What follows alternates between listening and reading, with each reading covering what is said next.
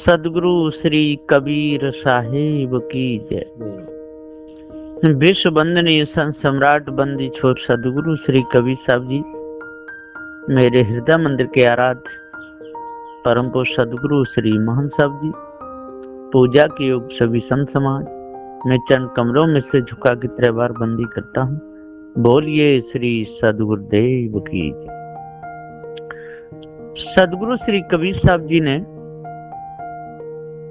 सारे संसार में जो भ्रम फैला था उसके ऊपर बहुत बड़ा प्रयास किया, उसको मिटाने के लिए।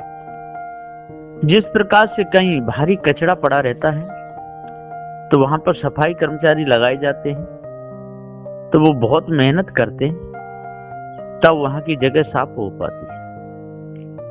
इसी प्रकार से सदगुरु श्री कबीर साहब जी ने भी प्रयास किया कि जो भ्रम भूल कल्पना रूपी कचरा हट जाए, विषय विकारों का कचरा हट जाए तो बहुत अच्छी बात है। लेकिन दिन दूना रात चौगुना बढ़ता ही चला गया, बहुत बढ़ रहा है। चारों धामों के लोग बहुत विशेषता गाते हैं, पूरब पश्चिम उत्तर दक्षिण। पूरब में महिमा गाते हैं, पश्चिम में बताते हैं, उत्तर में दक्षिण में खूब गाते हैं। पूरब में पूरब की महिमा गाते हैं और पश्चिम में की भी गाते हैं। पश्चिम में उत्तर में बद्रीनाथ, पश्चिम में केदारनाथ, जगन्नाथ, और उत्तर में बद्रीनाथ और पश्चिम में वो पूरब में जगन्नाथ और पश्चिम में द्वारकानाथ और दक्षिण में रामेश्वरनाथ। ये 4 धामों की महिमा लोगों ने बहुत गाई और इसी में सारे के सारे भूले रहते हैं।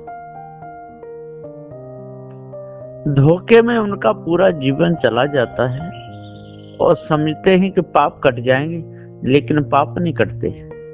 इससे तो संस्कार बनते हैं। कैसे संस्कार बनते हैं? मानवीय नहीं बनते हैं। और वो लोग तो समझते हैं कि इससे अच्छे संस्कार बनेंगे, लेकिन अच्छे नहीं बन सकते। अच्छे संस्कार तो जड़ाध्यास को मिटाने से बनेंगे, चोरी हिंसा विचार को हटाने से बनेंगे। जो हमारे अंदर विकार पनपते हैं और इन कर्मों के द्वारा मन गंदा हो जाता है, उन कर्मों को हटाने से ही हमारा मन शुद्ध होगा। तन मन एक ही है। साहब कहते तन मन एक हो रहे, तब हंस कबीर कहा है। सदगुरु कहते हैं कि जब तक विषय विकारों की तरफ लक्ष्य रहेगा, तब तक हमारे अंदर जो प्रलोभन लगा हुआ है वो हटेगा नहीं। 4 फलों का, 4 मुक्तियों का, 8 सिद्धियों का, 9 निधियों का, ये बहुत बड़े हमारे अंदर प्रलोभन लगे हुए हैं। और इनमें बड़े बड़े ज्ञानी, बड़े बड़े ध्यानी हमको भुला रहे हैं। सदगुरुदेव जी कहते हैं कि आप काम तो लोगे, लेकिन समय आने पर आपको जिंदा मूर्तियों से काम लेना पड़ेगा। ये मुर्दा मूर्ति आपके कोई काम में नहीं आएगी। कितने भी पूजा करते रहो, बहुत खूब करो, काशी मथुरा हरिद्वार नंदगांव बरसाने कहीं भी जाओ, पैसा खर्च हो जाएगा, घूम भी आओगे और अपने मन में मान भी सकते हो कि हम बहुत तीर्थ कर आए। लेकिन निर्णय से देखा जाए तो वो तो एक आप देशाटन करके आए, वहां आपका मन शुद्ध हो जाए ये नहीं। हाँ, मन में खुशी आ गई, चलो हम वहां घूमे आए, वहां घूमे आए, वहां घूमे आए, वहां गए, वहां शिवलिंग पे लोटा चढ़ाया आए, वहां हनुमान की पूजा करे आए, देवी दुर्गे की पूजा करे आए, खूब बड़े भक्त बन गए, तिलक भी लगा लिए। कोई कोई देवी की पूजा करते हैं और वो चमकनी चमकनी चुनरियां होती हैं उनको भी सिर से बांध लेते हैं, हाथ में खड़ुआ डाल लेते हैं और वो समझते हैं कि हमारे से बड़ा पुजारी अब कोई नहीं है, क्योंकि हम इतनी सेवा पूजा कर रहे हैं, असने में देवी हमारी सहायता करेगी। ऐसी भूल उनके अंदर लगी हुई। सदगुरु श्री कबीर साहब जी के निर्णय के अनुसार जब तक आप बुरी आदत को नहीं सुधारोगे, बुरे कर्मों को नहीं त्यागोगे, अपने मन को बिल्कुल पवित्र शुद्ध साफ नहीं करोगे, तब तक आपका दुख मिटने वाला नहीं है। जब ये जीव बुरे कर्म करता है उस समय बिल्कुल दया नहीं आती, और जब वही दुख अपने ऊपर आता है तब दूसरों का नाम ले लेके चिल्लाता है, भैया बचाओ, भैया बचाओ, बहुत चिल्लाता है।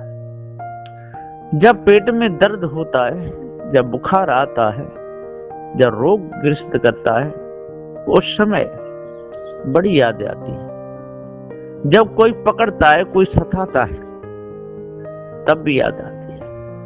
और जिस समय पशु को निर्दयी होकर के, कठोर हृदय के होकर के उसके हाथ पैर बांध देते, उसका मुंह भी बांध देते, उसको अग्नि में झोंक देते, उसके छेनियों को पूरे शरीर में बेध देते, लोहे की छेनी एक एक हाथ की पशु के पूरे शरीर में ठोंक देते, बेचारा घूम करके गिर जाता है, मुंह फाड़ जाता है। कितनी बुरी गति से प्राण निकलते हैं, शरीर छूटता है। ये निर्दयी क्रूर कसाई, विचारी हत्यारे, हटी सटी पक्षपाती, महानीच बेढंगे जो पत्थरों की पूजा करते हैं, पशुओं की बलि चढ़ाते हैं, बड़ी दुर्दशा से उनको मारते हैं, जरा भी दया हृदय में नहीं लाते। कोई कोई तो विवाह शादी करते हैं, विवाह शादियों में अरे हजारों बकरों को कटवा देते हैं। बड़ा नाम हो गया, शोर मच गया, उनने बहुत अच्छा स्वागत किया। अरे मूर्खों, वहां पर लाखों की, हजारों की या 500 की या 100 की जान चली गई, उनका मांस बिखर गया, खा लिया और कहते स्वागत हो गया। स्वागत नहीं हुआ, वो तो बहुत बड़ा अपमान हुआ है। मनुष्य का भोजन मांस नहीं, मनुष्य का पेय पदार्थ ये शराब नहीं है, मनुष्य के खाने के लिए ये गांजा भांग तंबाकू सिगरेट बीड़ी नहीं। मनुष्य का तो भोजन केवल सब्जी दाल रोटी भात ये है। और भी पकवान है, कुछ भी बना के खा सकते हो, कितनी मिठाइयां हैं, शाकाहार शुद्ध पदार्थों की कोई संसार में कमी नहीं है। लेकिन लोग अपने आप को भूले हुए हैं, भरम दीवाने हो रहे हैं, धोखे में पूरा समय जाता है, ज्ञान बोध विचार की बातों पर कोई विश्वास नहीं करता, कोई ध्यान नहीं देता। सदगुरुदेव जी पुकार कहते ध्यान किसे कहते हैं? लोग ध्यान लगाते हैं, सब कहते हैं ध्यान लगाने को, और गुरु कहते हैं ध्यान हटाने को। जब तक आपका बुरे कर्मों से ध्यान नहीं हटेगा, जब तक आपका चोरी हिंसा विचार से ध्यान नहीं हटेगा,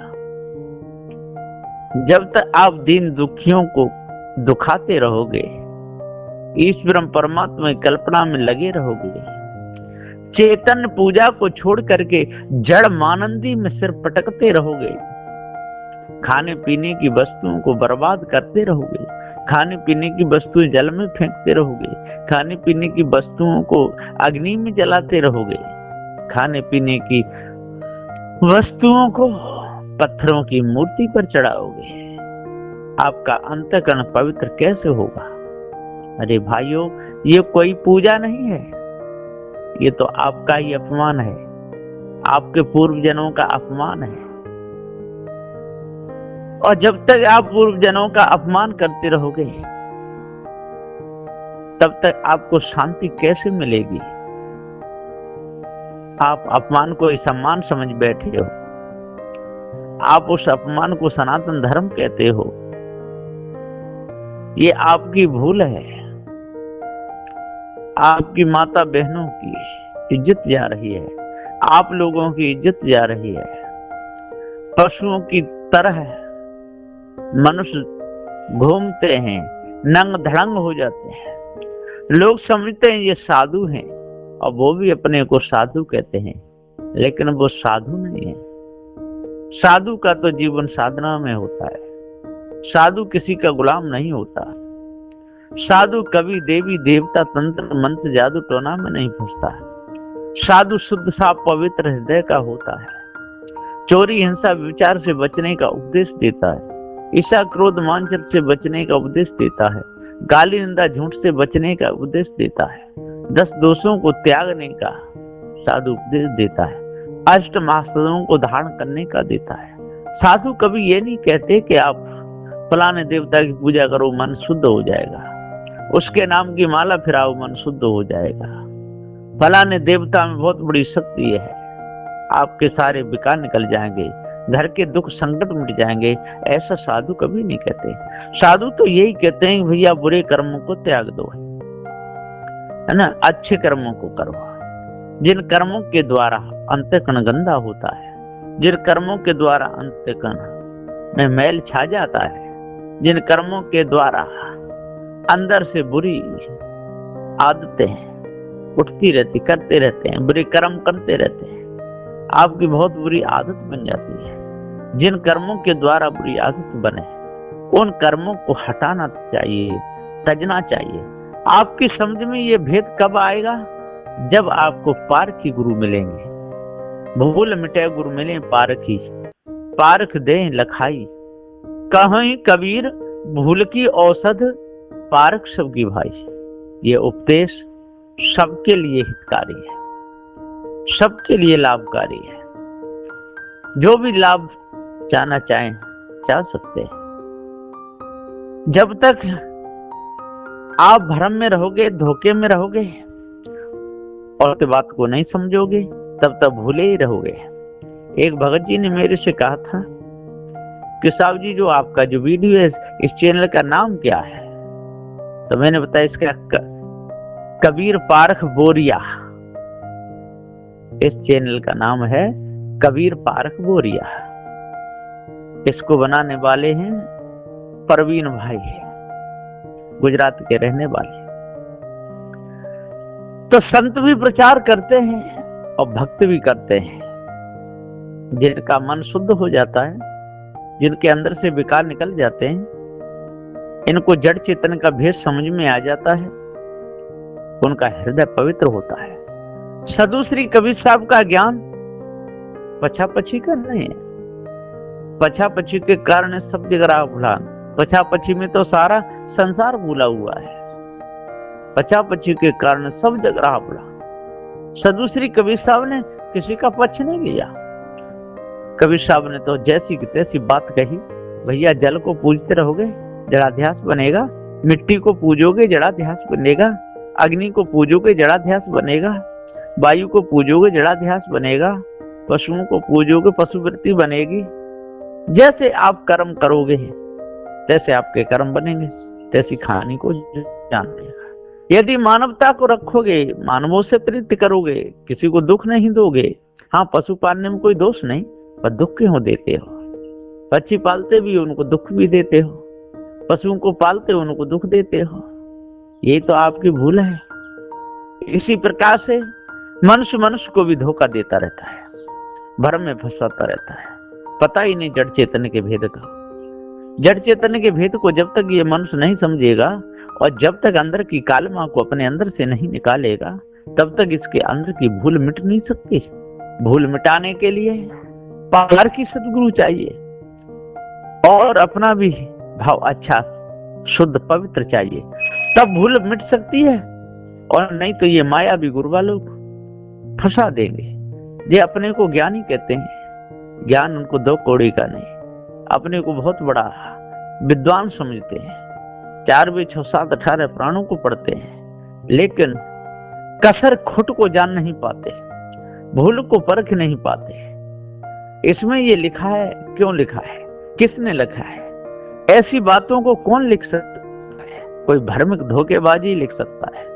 ये उनको पहचान नहीं, उन लिखी हुई बातों पर विश्वास कर लेते हैं और उनको सही मान लेते हैं कि वास्तव में ये बात सही है।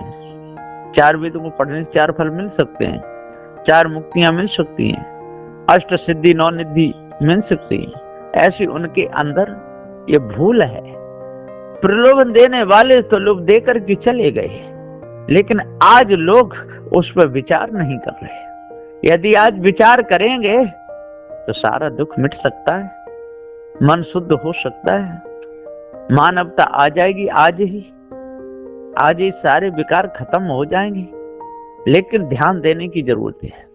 सदगुरुदेव कहते हैं भाइयों ध्यान दो, और ध्यान ऐसा दो कि फिर आपके ध्यान में कोई दखलबाजी न कर पाए, आपको कोई भूल में न फंसा पाए, आपको कोई विषय विकारों में नहीं फंसा पाए, आपके अंदर से सारे कालमा निकल जाए।